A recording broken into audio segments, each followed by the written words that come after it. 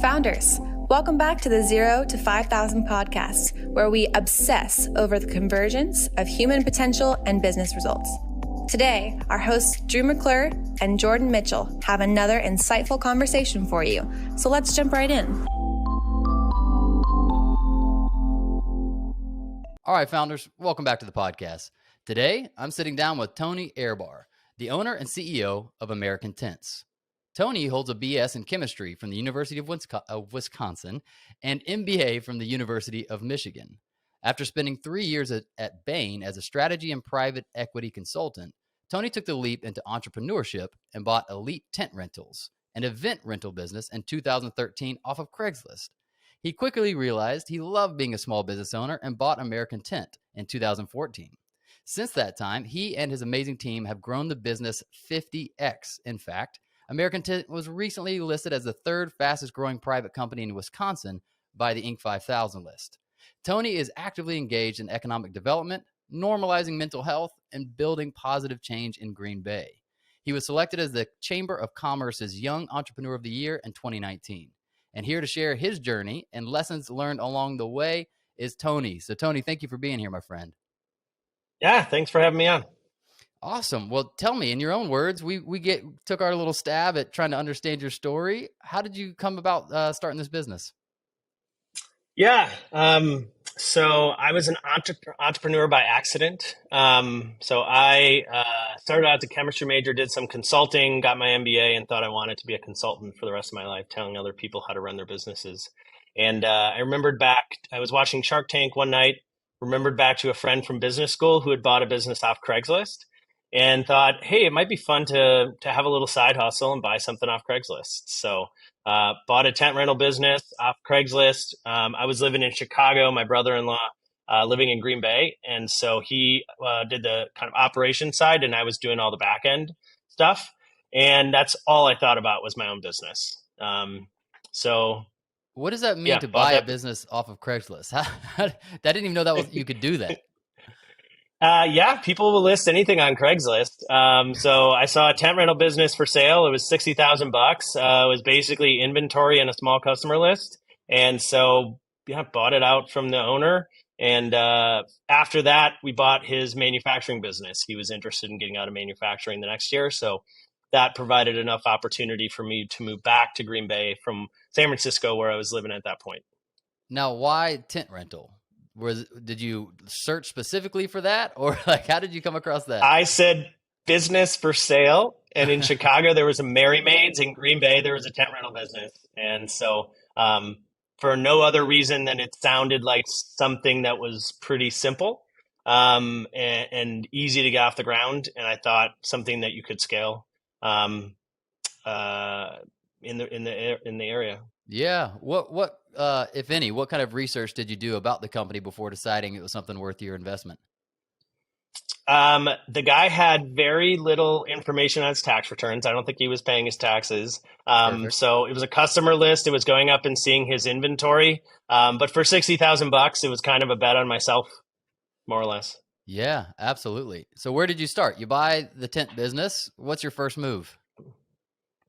The first move was to clean up the marketing message that he had. He was kind of known as the guy who gave really good deals and cheap deals on tents. He did fairs and festivals. And my idea was we could do weddings. Weddings are something where people are paying a lot more money. You get a bigger share of wallet because you can have a wide array of products. And then when the opportunity came to buy the tent manufacturing business, then there was some vertical integration. So we were able to make our own tents at cost, which allowed us to keep a pretty new inventory in stock. Yeah. So what did that actually look like to begin to market and target weddings as the new kind of avatar you're going for? Yeah. So it was getting a much better website. It was simplifying the process for customers and then meeting with wedding planners. Those are typically the people who are the most connected, obviously, into the industry, and then doing wedding shows, and then taking really good pictures of those and proving we could do it and going from there. What did that first year look like? Was it up and to the right? Were there struggles? Did it take a minute to take off? What was that like? Oh, yeah, it was a shit show. So as with any new business, because you got to learn what you're doing. You got to learn from the mistakes you make in the first year.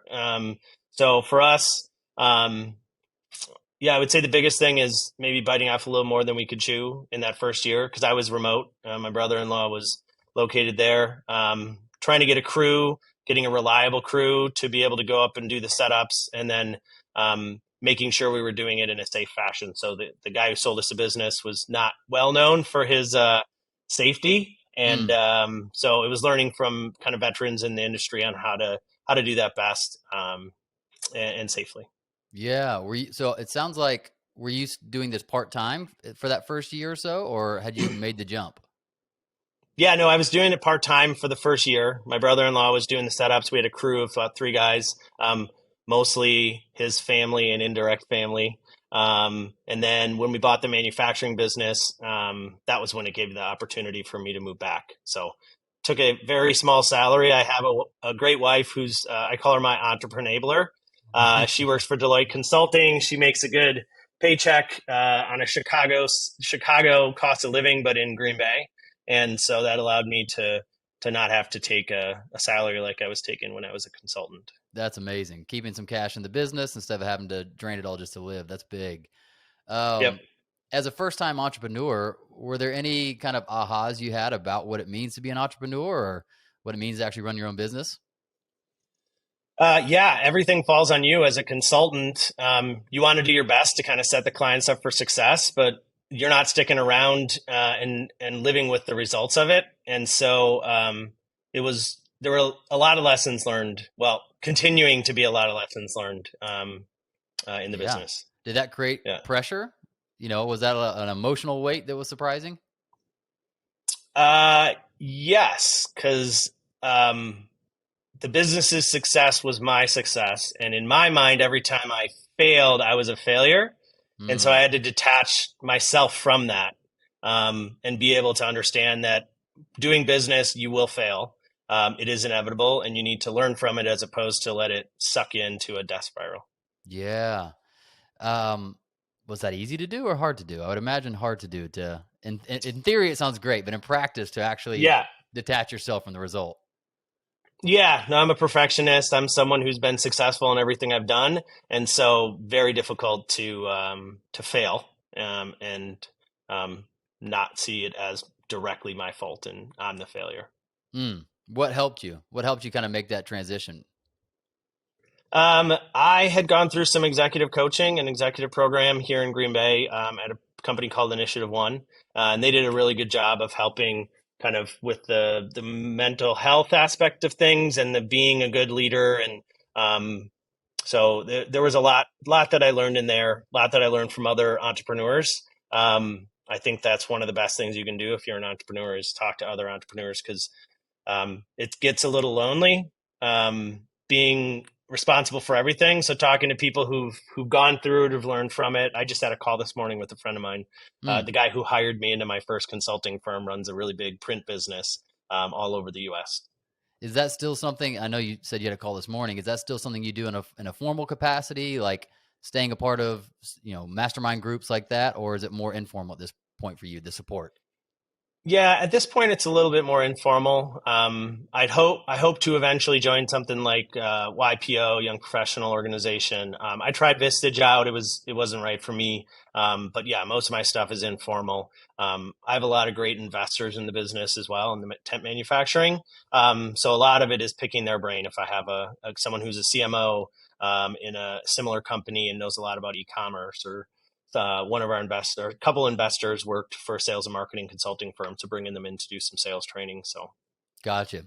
It's mhm, one thing to survive, meaning like, hey, we technically made the business work. That's cool. It's another thing to mhm. grow at the rate and the capacity that you all have grown this business.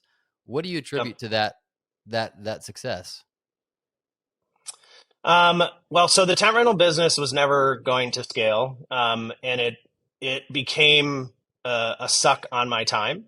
So we ended up selling that business about a year before COVID. So getting out of that business was important. one of the best pieces of advice I was given is whole ass one thing, don't half ass two things. Um, I like so that. trying to do, yeah, I saw my success as, well, I can run 3 businesses or I can run 4 businesses. And that wasn't healthy for me. That wasn't healthy for the businesses. So somewhere in there, I opened a wedding venue. We sold our shares back to the operating owners. And so that was a lot of it, was really focusing on that one business. The 2 others were local businesses. And so the opportunity to scale was limited by my geographic reach. But the tent manufacturing business, we had a national footprint. And so being able to sell even most of North America. So I would say the success for us was being lean up front in the team we had and how we did things and the equipment we had. And then doing a really good job on marketing. So 80% of our customers find us on Google. And so it would make sense that we would have a good website and that we would have a lot of efforts put towards SEO and pay-per-click and that kind of stuff. Yeah. Okay. So if I'm hearing you right, it went from having both the tent rental and the tent manufacturing businesses to selling the rental aspect of it and keeping Yep. and doubling down on the manufacturing side. Is that right? Correct. Yep. Gotcha. So what does that look like to build up and scale a manufacturing business?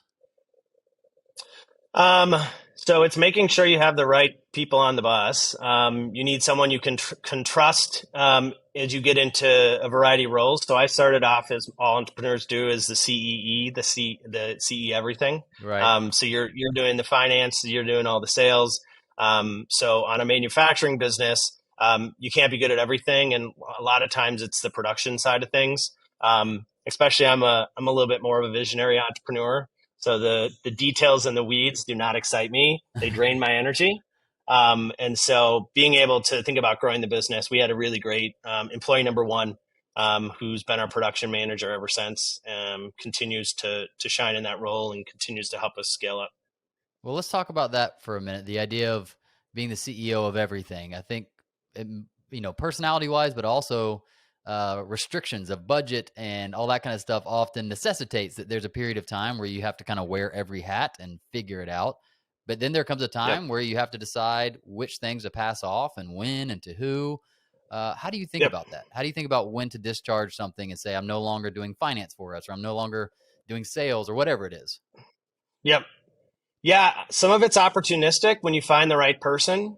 Some of it is there's just not enough hours in the day for you to do those things. And then some of it is you find you're doing it poorly, and you need to find someone who can do it well, who is versed in finance or versed in marketing.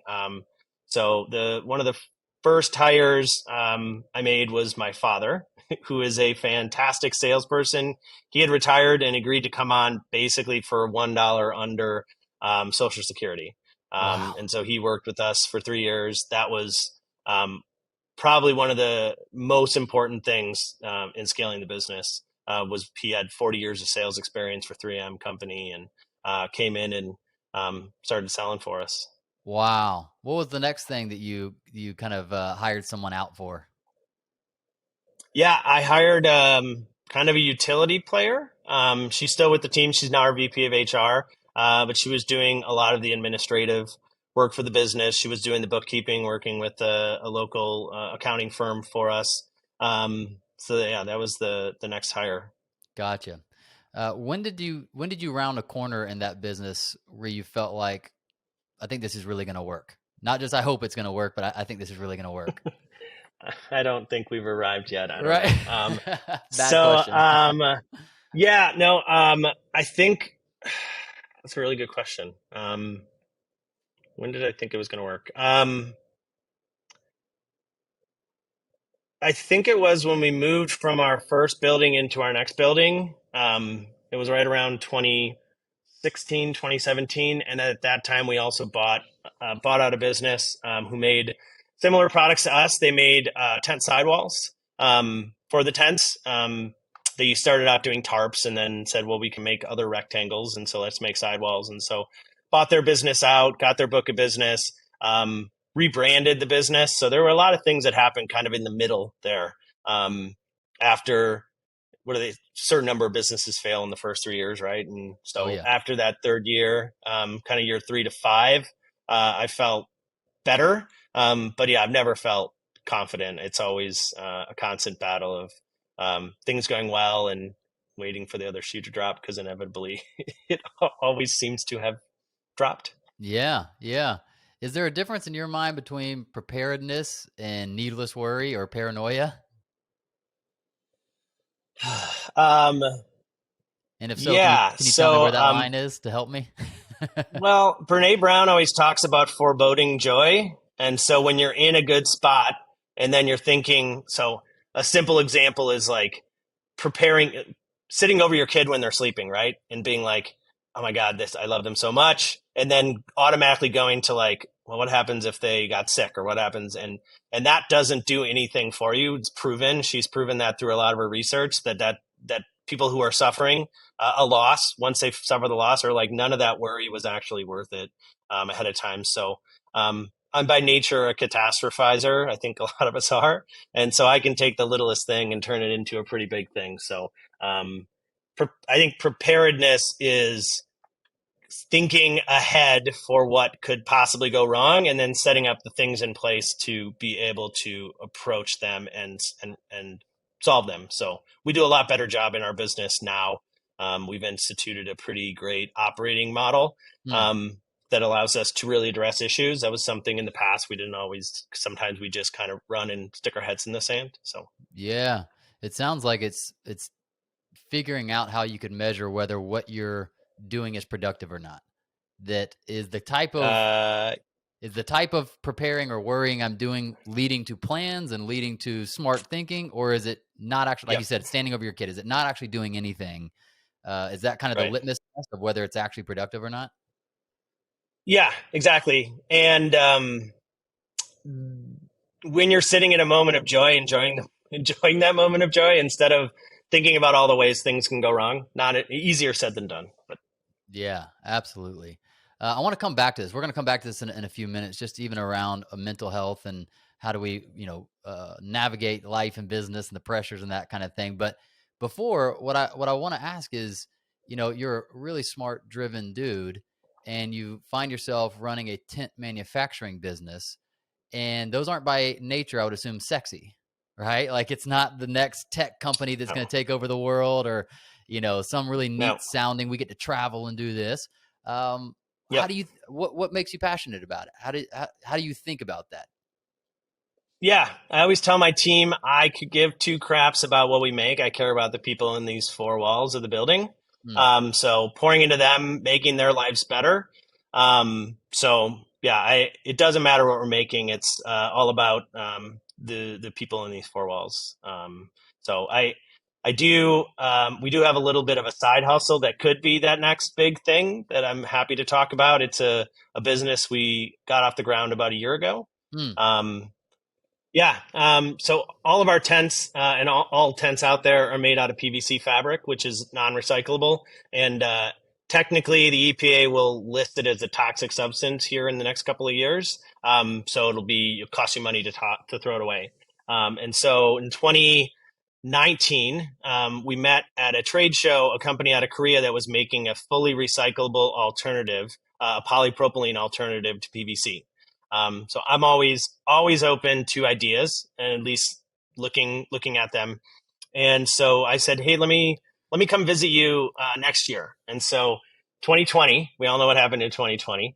I was visiting our one of our partners in China and was sitting in a wet market with my COO, and he hands me the phone and it says, City of Wuhan being shut down due to mysterious virus started in a wet market. And we're sitting in a wet market eating snake at that point. Oh my God. So I might have been patient zero. I don't think I was, but just a little side story. So on our way to Korea, met with the Korean partner. And the first thing I thought when I met them was, oh my God, there's so much more opportunity here. They were telling me about their products, and they've had them for 5 years at that point and had made very little traction in the US. And so all I could think was we could commercialize this in North America. There are so many things that use PVC. So anything from like our tents, billboards and sign, anything you print on, flexible packaging in the at Amazon or in the automotive industry. Turns out it's a $10 billion industry in North America. And so I said, why don't I come back when this virus is gone? Because it had just kind of started. And let me pitch you on being your North American and South American distribution and commercialization partner. So COVID didn't go away. And I figured there's no better way to prove to someone that you're serious about something than to go spend 14 days in a government-run hotel in South Korea. And so I did quarantine for 14 days and then went and pitched them on us being their North and South American distribution partner. My co-founder was just a twinkle in my eye at that point. He came along to pitch them on how this could help replace agricultural plastics as well. And then we signed an agreement with them when I was visiting and officially incorporated in September. So we're about a year old. Last week, we're about a year old. Wow. And how's that going in the first year? That's crazy. So it's very different than buying a business that's already established. Having a startup, there's all the fundraising that goes into it.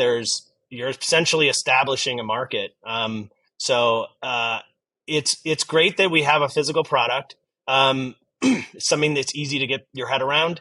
Plus, it being a direct substitute for PVC fabrics, none of our customers really have to change their fabrication process. So yeah, the first year has been a lot of fundraising. My president, co-founder, he runs the day-to-day operations. I have a really great COO here at American Tent, so I split my time about 50% between the two. But yeah, that first year is finding customers who believe in your message, those early adopters, and getting them on board and trialing the product out. And I think we've done a really nice job. The partner in Korea is very good at inventing things. And she's like, oh, I can now make inflatable paddle boards. And I said, well, what size is the inflatable paddleboard market? I have a market here could be $1 billion market. We need to tweak these 3 things. And so it's talking to customers and understanding what the product is that you need, and then going back and saying, let's innovate on the product and get it to that point. So that is exciting. We raised a pre-seed round. We just won a regional pitch competition here about a week ago, and then we're in the process of raising a seed round. The first round was friends and family. This round will be venture capital. So it's learning a lot about venture capital and how that works and how you want to bring investors in and how much you want to value your company. And but we truly feel we're the only substitute at this point for PVC that's price competitive. Wow. But we are 100% recyclable, and it's actually a desired feedstock. And so a lot of companies say this is recyclable, but you can't recycle it anywhere. So what good is that?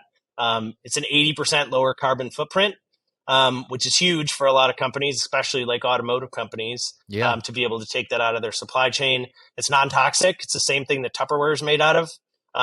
So a really nice alternative there. And then it's 40% lighter at the same durability.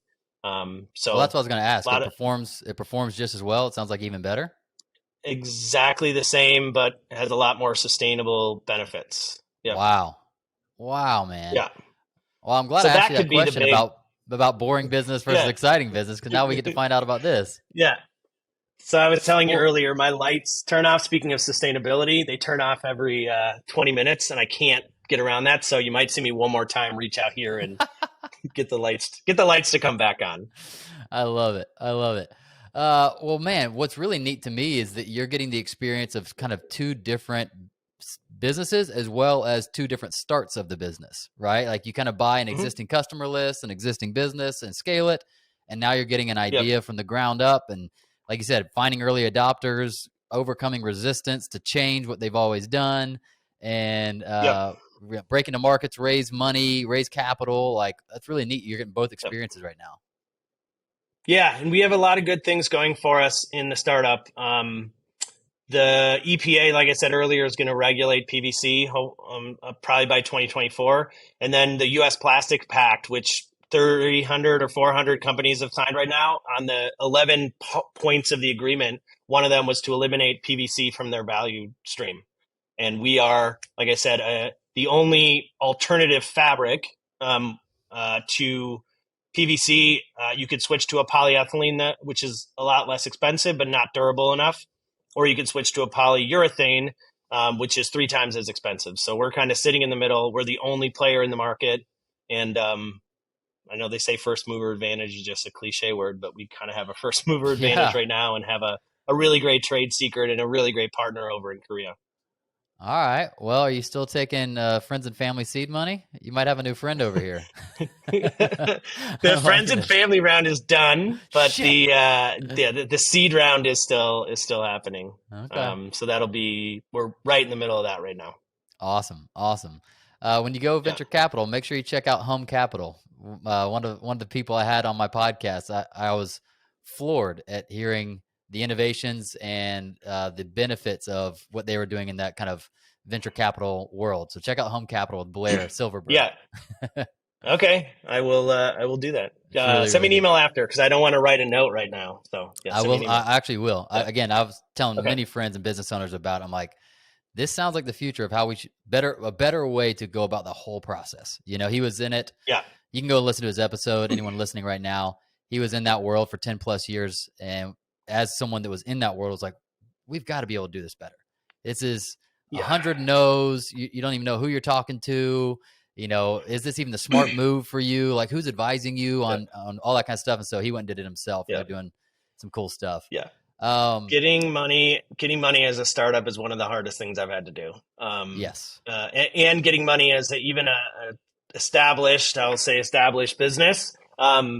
It's really difficult. And so there has to be a better way to do funding for small businesses rather than angel investors. I know I was at an event last week for Denver Startup Week, and JP Morgan Chase is developing a new product specifically designed for small businesses. So we'll see if things start to head in that direction. I think they're starting to see that there's a lot of other companies popping up that are doing that and doing some micro lending, microfinancing, and not doing it at 20% interest, which is not sustainable for a business. Can kill you. Kill you as a business. Yeah. Absolutely. Okay. Well, I wanted to talk to you about this. One of the questions we like to ask in the prep is, what are you currently most passionate about? We touched on it earlier, but let me just ask you that. What are you currently most passionate about? Yeah.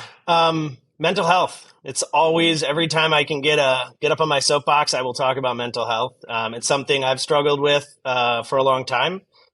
So probably from like 2010 onward, post business school, it was a lot of depression, a lot of anxiety, and kind of got through that with medication. Talk therapy, I just had a really hard time sharing what was inside my head.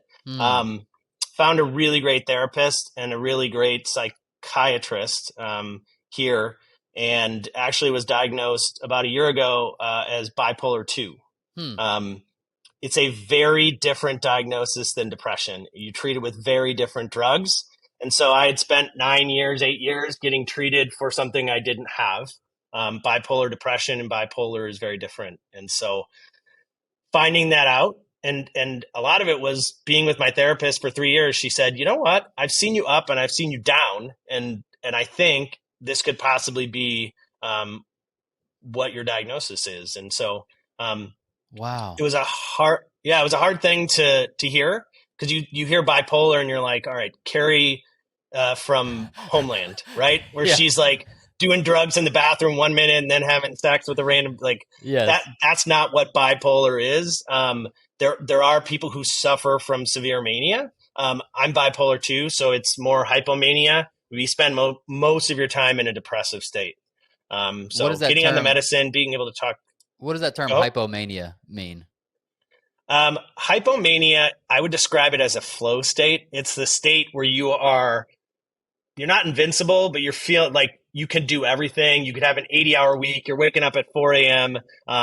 You're talking faster. You're thinking faster. And lots of times for people who are bipolar 1, if you continue on that path, it heads into mania. And mania is a full psychotic break. For me, hypomania kind of exists for a period, and then your brain is like, all right, dude, I'm done with this. And you go into depression. So it's almost like you spend all that fuel and then there's nothing left in the tank. And so it kind of bottoms out. Is that what it's like? Correct. Yeah. Yep. So what did you find that, knowing that and allowing you to kind of accurately know what's actually going on, what changed in terms of treating that and helping you manage that better? Yep.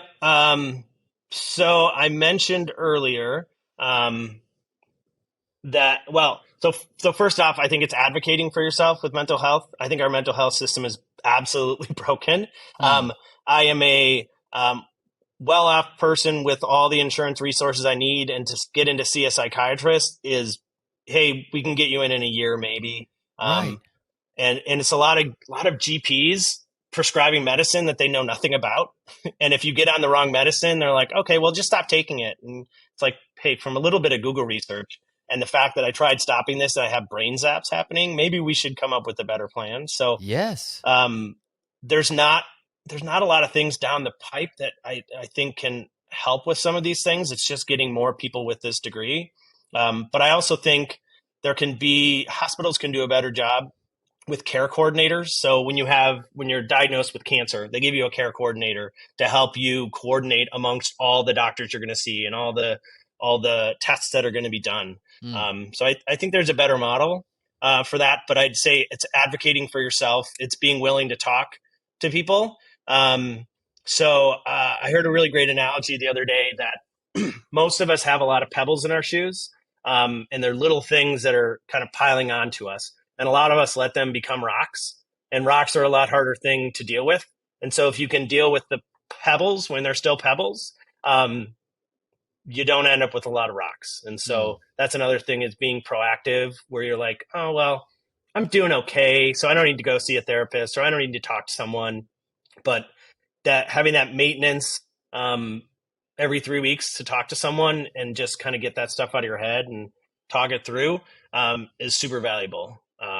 So I love that. for me, and I know, yeah. So one of your questions that I saw in here was, what's the hardest decision I ever made? Coming back from that 14 days in quarantine, no person who struggles with mental health should spend 14 days in essentially a prison cell. And so I came back extremely depressed from that. And so the hardest decision I've had to make is I actually checked myself into an outpatient, intensive outpatient facility. I struggled with leaving the business and letting the team kind of take things over, but I wasn't getting better, and I wasn't going to get better. And so it's admitting that you have whatever disease it is. And it is a disease. It's like having diabetes, right? You got to treat it and you got to take care of it. And so that was a tough decision. And luckily my wife is wonderful, and she stepped in as kind of ran the show for a couple of months there. But so that's the other thing, is if it gets to the point of being really bad, you need to take drastic steps to get yourself out of it. You never want to get to the point where, God forbid, someone takes their life or gets into drugs and alcohol, that kind of stuff. It's hard to ask for help. It's hard. Oh yeah. So, and as a man, it's even harder to ask for help. Or maybe not hard to ask for help, because people will help, but it's hard to admit. Yes. Because you see it as weakness, right? That's how I feel. Even in small things, like, I was talking to a therapist the other day about it, just that I still feel guilty and ashamed if anxiety is affecting me, because, and then I get worried about that, which makes it worse, because I don't want it to inconvenience anybody. I don't want to burden the family or change plans or anything like that. And so it's the spiral. And he was like, why is it so hard to just say, hey, I need a minute? I was like, I don't know. I don't know, but it feels like I'm not allowed to in my head, Yeah. Yeah. You said two important words, guilt and shame. Yeah. I don't know if you're a fan of Brene Brown. I am. But she talks a lot about this, right? And she says guilt is I did something bad. Shame is I am bad. It's a very small difference, but it's a very important difference. And it's something that I think back in the day parenting, you're like, it would be, well, I'm disappointed in you, right? I will never tell my daughter I'm disappointed in her. I will always say I'm disappointed in the action that she took, right? But shame leads to numbing behaviors. Guilt you can get over. And so it's kind of back to if you fail, you're a failure. It's disassociating yourself from the action. Yeah. Which definitely be more shame in those moments than guilt. It's the feeling something's wrong with me. I'm broken in some way, and oh man, that's gonna let the moment down or the people down or whatever. And that's a tough one to work through. Yep. Yeah. And the more people that come out and talk about their mental health, the better. So that's why I always want to talk about it. I know several people in my life who approached me after I've talked about it at an event or something and said, dude, I'm really struggling. Can you help? Or that really meant a lot. I'm willing to go do X, Y, or Z Yeah. now and see how it goes. Same. I try to talk about it anytime it feels relevant, just because often we're seen as, leaders and strong and all this kind of stuff. And, I'm a performance coach. And for me to be able to tell people like, hey, I said, I start a lot of talks off with, the only reason I know what I'm talking about is from my own suffering. It's not from theory. It's not from good ideas. It's from having to be my own coach. It's from having to, manage my own suffering. Right. So I'm curious for you, what do you see as part of that treatment? What are the things? Is there exercise? Is sleep, nutrition? Is any of that important to you? Is obviously therapy? What are the things that you see as kind of critical to your mental health? Yeah. A good lesson I got coming out of that group I mentioned, Initiative One, was taking care of yourself. You can't pour into other people's cup if you don't have anything in yours, right? Yeah. And so it's figuring out, it's talking to that therapist and maintaining a regular cadence to it, as opposed to just going in when something is acute. You want to go in when it's little and those little pebbles. I found a really great integrative care doctor. I don't know if you're familiar with integrative medicine. So they treat the person instead of the symptoms. Okay. And so it's all the things from supplementation to living a healthier lifestyle to doing the things that will resolve the three things that are going to kill you, which is cancer, your mental health, and things like Parkinson's and those others, and then it's your heart. And so it's being proactive essentially with your health. So Peter Attia, he has a really great podcast called The Drive. Yeah, I love Peter. He is the foremost thinker on integrative care and integrative medicine. So that was a really helpful thing for me. And then I do a lot of little things. So like cryotherapy, I've done some sound therapy, acupuncture. So trying out those other things. And I really want to get into meditation. I've tried so many times, but I can't sit still for 30 minutes inside my own head. It just doesn't go well. Can I give you what's been working for me? Cause I was the same for years. Yeah. There is an app called Sync Tuition that a kind of a mentor friend gave me, because I told him the same thing. I was like, dude, my own head, too much time in my own head is often not a good thing. Right. And so what I realized was this app, I don't actually, by the way, so I don't pay attention to this part. For normal people, they probably do. There's almost like a prompt. Each one is like a different part of a journey that is helping you reconnect to your intuition. So it'd be like, the theme might be this time. I actually don't care about the theme. It's literally that they have sounds. Sometimes it's birds, water, whatever, and it's 3D. So like in your hearing, it sounds like it's up here or it's over here or the water's moving over you. And I take the 25 minutes just to focus on what I hear. That's all. My only goal is to sit there and be immersed in almost my imagination. I hear a bird over here. I hear this.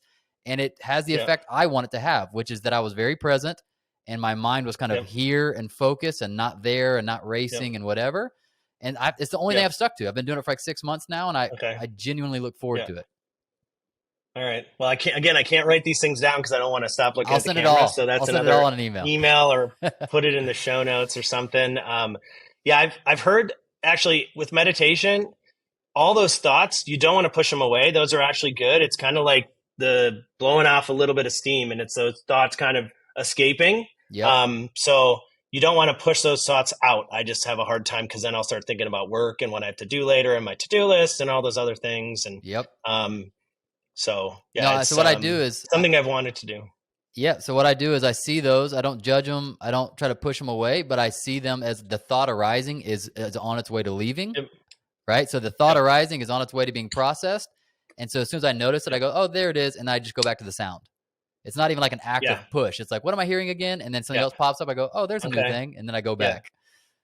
All right. Yeah. The Muse headband actually is something that's built similarly around that, where it actually tracks your brain waves. Cool. And as soon as your brain waves you get distracted, and start to it plays like a thunderstorm, and you want to try to get your mind back to the birds playing, right? Yeah. And so Yeah. it's like, this is where your quiet mind is. I need to dig that back out. I think that was something that was helpful for me that I Yeah. haven't done I'm just paying recently. attention Yeah. right now to the things that when I stopped doing, I I notice an effect. And that was one where Mhm. I'm like, dang it, man, I didn't do that for 2 weeks. And it was easier for me to get more and more like anxious. Whereas again, it's not a cure all, but it was like one of many things that like, hey, when I do this consistently, it does help regulate and get me into a different, almost like brainwave pattern and Yeah. grounds me in certain moments and that kind of thing. And so Cool. I've recently brought it back into more consistency. Um, Yeah, yeah. I feel like it's always an experiment, right? Like, hey, I yes. did this yesterday, or I drank this yesterday. Tim Ferriss is big on that. Kind of figuring out what the triggers were from the last day. I use the Aura Ring, which is the greatest wearable I've ever had in my life. Hmm. OURA. It measures your everything to do with your sleep. So it does a really nice job of telling you, and you can go back and see, like, I didn't get any deep sleep yesterday. It's like, oh, I didn't get any deep sleep because of X, Y, or Z. So that's I really need great. I something think like that. sleep, yeah, sleep is the most important thing, right? Like, we need that rest. And so anything I can do to optimize my sleep. Um, I think Dr. Matthew Walker is the preeminent, Yes. has a book called Why We Sleep. Been on Peter Attia a bunch, like 4 hour long episodes. Another thing that Peter Attia recommends is the Tim Ferriss does too, is the 8 sleep, which is a cooling. It's like a thing pad you put on your mattress, and it can cool and heat. And it actually is smart enough to be like, all right, Tony fell asleep. Let's put him into deep sleep. We're going to take it down to -4 degree or -4 on the temperature scale, or up to this, and then Yes. in the morning it wakes you up with temp. So it's not a cheap thing. It's in the 2 to 3 thousand range, but dude, I'll spend whatever it takes on sleep. Dude, all right, you're getting me back on where I need to be. I've looked at the Aura Yeah. Ring. I thought about getting a Chili Pad, which is similar to 8 Sleep. The founders of Exactly. Yeah. I had the founders of Chili Pad on my podcast years ago, and they were Yeah. they created it out of their own journey through mental health and grieving the Yep. loss of a child. And she realized like this was a huge part of it, being able to accurately cool the bed to a Yep. temperature that was conducive for her getting deep Yep. sleep. And I just need to Yep. spend the money. It's one of those things, just like therapy, Yeah. that I would love to hear you talk about. But I felt guilty at times, going, is it really okay for me to spend money on me? Basically, like, is it okay for me to spend money on therapy? That's a lot of money. We could be using it for the kids, or we could be saving, or whatever. Like, Yeah. and now I'm realizing like you Yeah. can't afford not to. Yeah. Well, if it makes you a better person, you're going to be better for the people around you. So it's kind of, you're spending the money on you to be better for them, right? So good. Well, Tony, Yeah. we're getting close to the end of the hour here. I'm so glad we got to talk about this. I know that we will be promoting, especially this part of the episode. Again, just like you've experienced and I've experienced, I think there's so many more people than we know that suffer silently. And Yeah. I think we need to raise our voices and even, like you said, push for innovation in Yep. healthcare and in options and things like that. So I appreciate you being brave enough to raise your voice and tell us your story, as well as, Yep. man, telling us about your business. And it's been a super Yeah. exciting and gratifying conversation for me. Yeah. Well, Megan gave me the lightning round questions. Is there, in fact, a lightning round? That's my favorite part sometimes about Yes, the Tim Ferriss and other podcasts. So, absolutely. Absolutely. I didn't know if you had questions or if you had time for that. So we can do the lightning round questions. We'll start with number yeah. one. If you could ingrain one message into your entire organization, what would that message be? Be the buffalo. So I don't know if you're familiar. When a storm is approaching, the only animal that runs into the storm is the buffalo. Huh. So he gets through it, or she gets through it quicker than all the other animals who are running away. And so it's hard to show on here, but I got a buffalo tattoo Yeah. here. It's got my wife and daughter's initials in the horns. And then it says a Brene Brown quote, "Courage over comfort." But yeah, be the buffalo is one of our core values here. Come on, man. I like that. All right. Question Yeah. number two. What is the single best advice you've ever gotten about growing your business? And also, what was the worst? So the whole ask one thing, don't half ask two things that I referred to earlier was probably the best advice. And then the other, it's not exactly around, well, it's not around the business. So I was a chemistry major in college, and there were like 2 career paths coming out as chemistry majors, and I was just kind of pushed towards those things. I ended up in North Carolina in a PhD program, and I was miserable. I got there for the first 2 weeks, and I was like, what am I doing? I like people too much to sit in a research lab. And so it was, I guess, the advice to just do what the next thing is in your career path, as opposed to stepping back and saying, like, what is it about me? Or like, how can I give back to the world? How can I do something that I'm passionate about? There's another tattoo I have, and the phrase is ikigai. It's a Japanese phrase, and it means reason for being or purpose. And it's a confluence, and I'm going to get this wrong, of 4 things. It's what makes you happy or what brings you joy, what the world needs, what you can get paid for, and I'm going to forget the 4th one. But you can look it up, and it's a Venn diagram, and I only think of Venn diagrams. So, but that. Yeah. I love it. Yeah, I've definitely heard of that before, and I can't remember the 4th one either, but it's a beautiful concept. Awesome. All right, number 3, what currently causes you the most worry leading your organization?